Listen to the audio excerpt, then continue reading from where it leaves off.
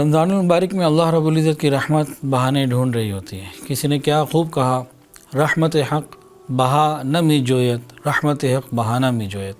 بہا کہتے ہیں قیمت کو، بیش بہا، بڑا قیمتی، تو رحمت حق بہا نہ می جویت، رحمت حق بہانہ می جویت۔ اللہ رب العزت کی رحمت رمضان میں مغفرت کے بہانے ڈھونڈ رہی ہوتی ہے۔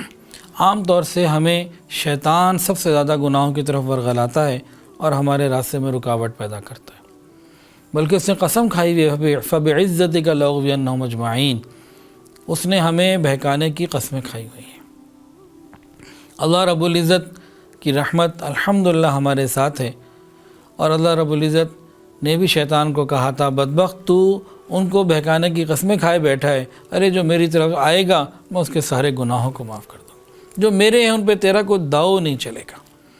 تو سارا سال تو چیزیں اوپر نیچے چلتی رہتی ہیں، لیکن اللہ رب العزت رمضان کا مہینہ بندوں کو اس لیے دے دیتے ہیں کہ یہ اپنے دشمن شیطان سے نکل کر میرے در پر آ جائے، میں اس کے گناہوں کو معاف کر دوں، اسے اپنا بنا لوں۔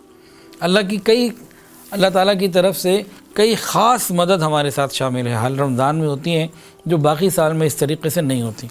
ان میں سے پہلی بات، رمضان المبارک میں اللہ تعالیٰ ہمارے دشمن شیطان کو تو قید کر دیتے، تو راستہ میدان ہمارے لیے صاف۔ فرشتوں کو حکم ہوتا ہے کہ شیاطین کو، جو سرکش ہیں شیطان کو، ان سب کو پکڑ کے قید کر دو، بند کر دو، باندھ دو۔ کیوں؟ یہ میرے نبی کی امت کے روزے داروں کے روزے خراب نہ کر سکے۔ کتنی بڑی اللہ کی مدد آ گئی کہ جو رکاوٹ تھی سب سے بڑی، وہ تو پہلے ہی ہاتھ دور ہو گئی نا۔ پورا مہینہ ہمیں مل گیا کہ اب ہمت کرو۔ اگر ہم ہمت نہ کریں اب ہماری غلطی ہے، ورنہ اللہ نے تو دشمن کو پکڑوا دیا، تو ہماری مدد کی۔ دوسرا کیا کیا؟ ہمارا شوق بڑھانے کے لیے عمل کی قیمت، ریٹ بڑھا دیا۔ حدیث کے اندر آتا ہے کہ جو رمضان میں نفل ادا کرے گا اس کو فرض کے برابر ثواب دیں گے، جو رمضان میں فرائض ادا کرے گا 70 گنا ثواب دے دیں گے۔ ہمارا شوق بڑھا دیا۔ ایک کام کیا کیا؟ دشمن کو کر دیا قید، آؤ جی اب راستہ صاف۔ دوسرا، ہمارے اندر موٹیویشن پیدا کی، دیکھو بھئی اب قیمت بڑھ گئی ہے، اب نفل فرض کے برابر اور فرض 70 گنا ہوگا، ہمت کرو۔ کیوں؟ کہ قیامت کے دن نیکیوں کا پلڑا بھاری ہو جائے، اللہ کی مدد ہمارے ساتھ ہے، اللہ ہمیں فیور دے رہے۔ تیسری بات، قبولیت دعا کا وعدہ، میرے بندوں خوب مانگو میں دعا قبول کروں گا۔ چوتھی بات، ہواؤں میں پرندوں کو، دریاؤں میں مچھلیوں کو، بلوں میں چھوٹے چھوٹے حشرات الارض کو ہمارے لیے دعاؤں پہ لگا دیا۔ روزے دار کے لیے یہ سب دعائیں کرتے ہیں، کتنی بڑی نعمت ہے۔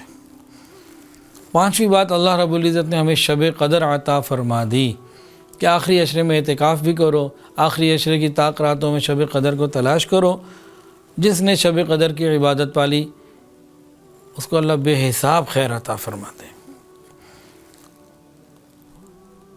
قرآن کے اندر آتا ہے لیلۃ القدر خیر من الف شہر، 1000 مہینوں کی عبادت سے بہتر، یعنی 80 سال 83 سال کی عبادت ایک طرف اور یہ ایک رات کی عبادت ایک طرف، یہ بھی اللہ تعالیٰ کی طرف سے رحمت ہے۔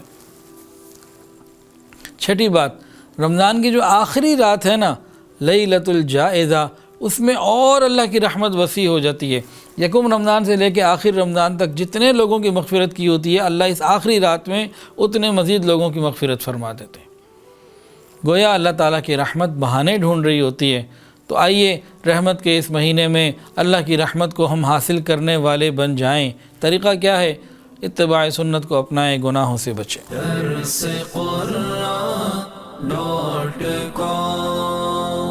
www.darsequran.com